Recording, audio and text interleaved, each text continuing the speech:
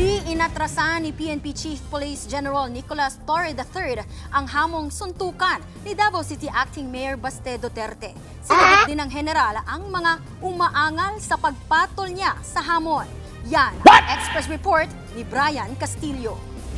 Matapang ka lang naman, we have the position pero kung suntukan tayo, ararap ko makaya bita.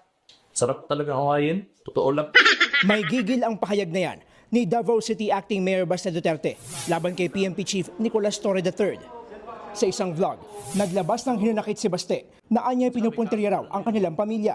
Ang hamong suntukan, hindi inatrasan ng general at nagsuggest pa ng venue. Kung yan ang gusto niya, madaling pagbigyan yan, boxing na lang para madaling i-set up at gawin natin this coming Sunday, 9 o'clock. I'll be there in Araneta.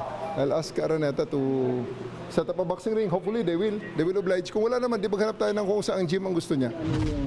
Pero bukod sa palitan ng sapak, bakit hindi raw gawing sa pulsa kabutihan? Mungkahin ni Torre, charity boxing match. Marami ang nasa lanta ngayon ng bagyo at baha. Maybe we can use this moment or this opportunity for to raise funds.